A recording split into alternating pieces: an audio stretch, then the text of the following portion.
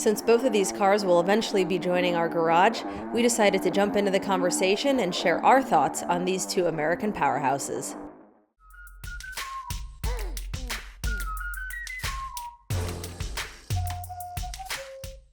We are not experts. We're not road and track or car and driver or motor trend. We don't know everything there is to know. I have a cheat sheet to help remind me of everything, but we're going to share a lot of opinions. We've seen the GTD at Monterey twice and also at the Rolex 24 twice. Correct. So we've had 4 experiences with the GTD. We've seen the ZR1 twice. Yes, and So Monterey and Rolex. Yep. Appearance-wise, which one do you think looks better?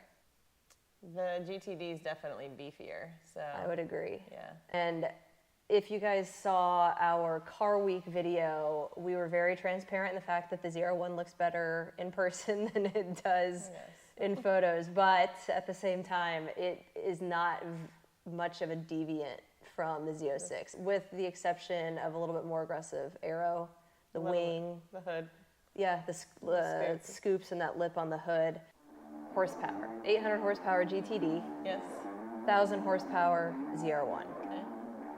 The GTD has shown how it can use the 800 horsepower on the Nürburgring. The ZR1 is at the Nürburgring testing. What do you think? Is it going to go sub 7? Yes.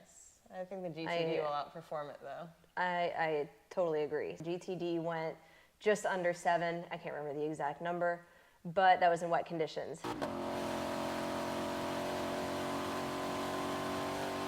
Rainy conditions, wet track. How much time do you think the GTD will take off in dry conditions if it reruns?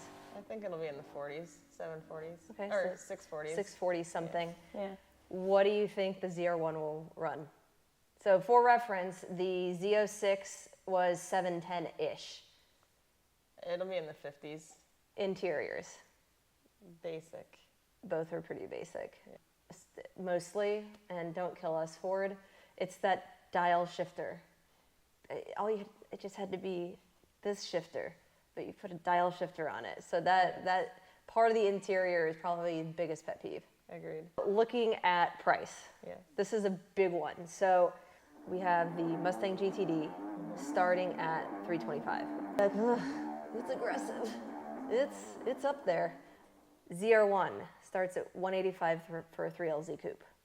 Okay, so that's before a ZTK pack. So let's just pretend that the final damage on a fully loaded ZR1 is somewhere around $250,000. Okay. You guys, if you've seen pricing, let us know in the comments if we're off on this, right? Something else that you have to consider with the pricing, though, is there is an potentially infinite amount of ZR1s that can be made. So this is not a limited production car. It's a mass production for all intents and purposes, unless they say otherwise. The ZR1 is a mass production car.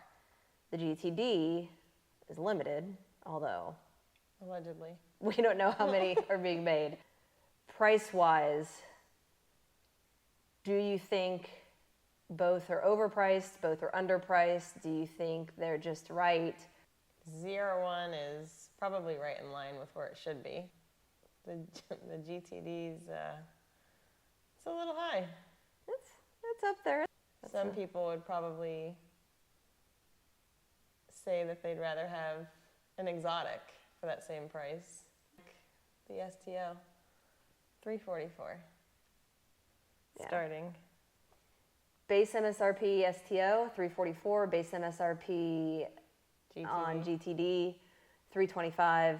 Base MSRP on a semi-equivalent ZR1 would be $185, but then you need to add that ZTK pack to really get it with the aero and everything to where it needs to be. So probably looking $250. I mean, they're all within $100,000 of each other. Yeah, just $100,000. It's only $100,000.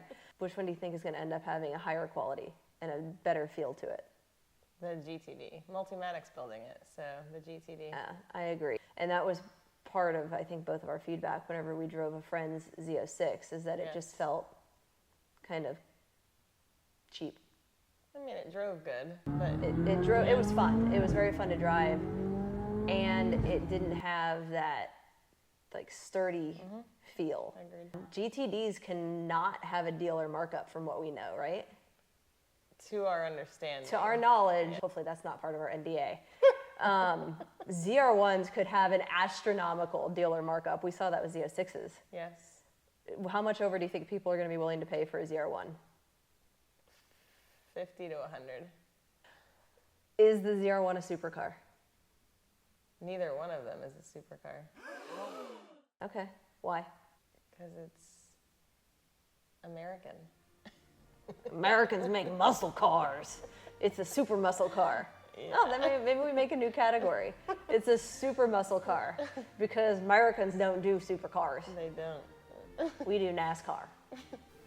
American vehicles have their thing. They have their own niche.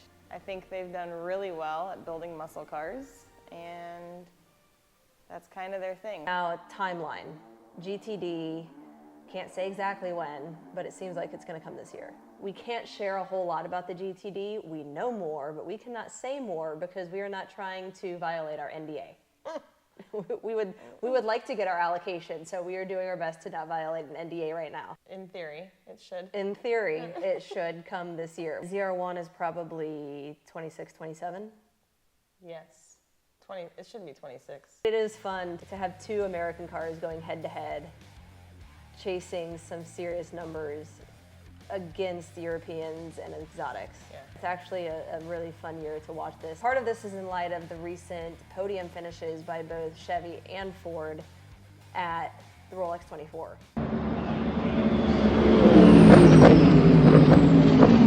So having a bit of that rivalry playing out at the same time that we also see basically some homologated race cars coming to the streets is pretty awesome.